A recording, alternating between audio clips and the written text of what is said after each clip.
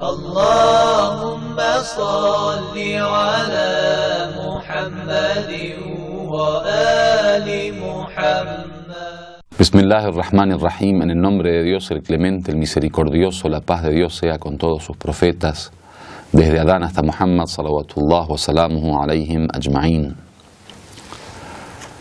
Nosotros continuamos con esto de las pruebas acerca de la existencia de Dios y dijimos en las clases anteriores que una de las pruebas simples de sentido común, una prueba racional que nos puede llevar desde los efectos a la causa, desde la creación hacia el creador, es esto de la existencia de un momento y un principio, un momento en el comienzo del universo, o sea, un origen del universo, y ese origen basado en la existencia de un creador que ha originado el universo.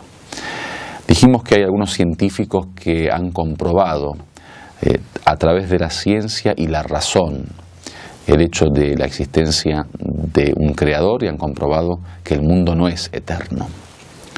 En la clase anterior hablamos de Frank Allen, ahora estaremos hablando del argumento de Edward Luther, que habla acerca de algo similar al anterior punto que habíamos hablado acerca de la temperatura. Dice: al-harara tibqan li qanunin tasri da'iman min al-ajsam al-harra ila al-ajsam al-barida. Dice, la temperatura, según la ley, las leyes científicas, constantemente es trasladada de los cuerpos calientes a los cuerpos fríos. Wa hadha as-saryan la yahduth bi nafsihi bi shaklin ma'kus. Dice, esta corriente, este traslado, digamos que un cuerpo caliente transporte o traslade su temperatura, su calor hacia un cuerpo frío, no puede darse de manera contraria, o sea, no es al revés. Jamás un cuerpo frío puede transportar, digamos, su temperatura a un cuerpo caliente, sino que se da al revés. Falau kana al-kawn azaliyan, estamos hablando del calor, obviamente, no del frío. فلو كان الكون أزليا لكانت حرارة جميع الأجسام قد صارت متساوية منذ زمن بعيد.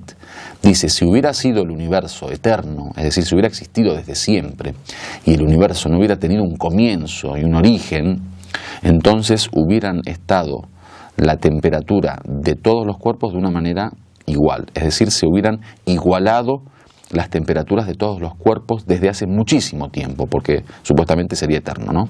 Walama baqiya quwwatun yumkin al-istifada minha, y no hubiera quedado ninguna fuerza aprovechable, digamos, que uno pueda aprovechar. Walakinna nara anna at-tafa'ulat al-kimyaiya ma zalat mustamirra wal hayat 'ala al-ardi mumkina.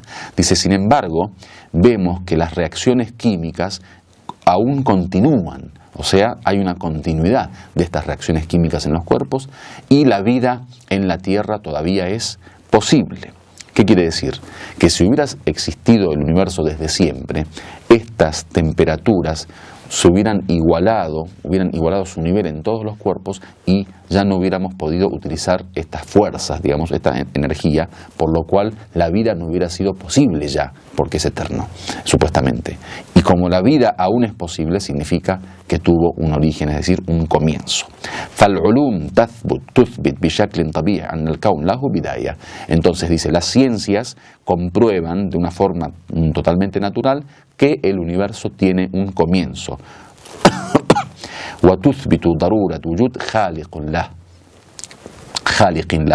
Dice, y además comprueban o argumentan la necesidad de la existencia de un creador para este universo.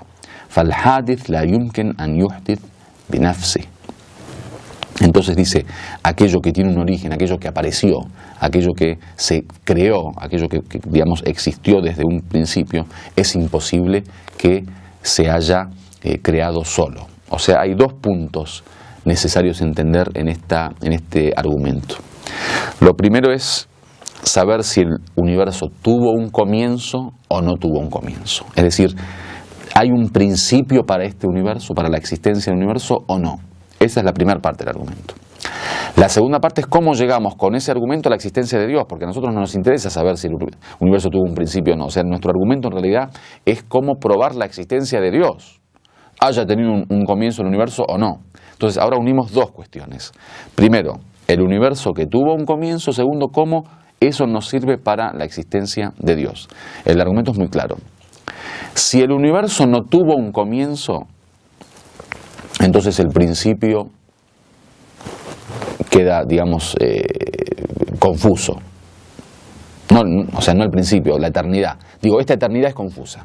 No hay forma de comprobar un creador si hubiera sido eterno, según el argumento científico. Después vemos si en la filosofía eso se acepta o no. No estoy hablando de la realidad, estoy hablando del argumento de estos científicos que plantean esta cuestión. Entonces, lo primero es haber argumentado y probado que el universo tiene un comienzo. Cuando sabemos que el universo tiene un comienzo, bueno, un universo que tiene un comienzo puede crearse solo o no, puede autocrearse o no. O sea, la aparición necesita de una causa o no, el hecho de que no haya existido antes. Porque cuando hablamos de un comienzo, ¿qué significa? Que en un momento no existía y ahora, en determinado tiempo, en determinado momento, existió. Bueno, ¿cómo hubo un traslado supuestamente de la no existencia a la existencia? O sea, ¿cómo hizo este universo que no existía para existir? Entonces el argumento cae en eso, de que si usted, universo, no tenía existencia, ¿de dónde salió? ¿Cómo apareció?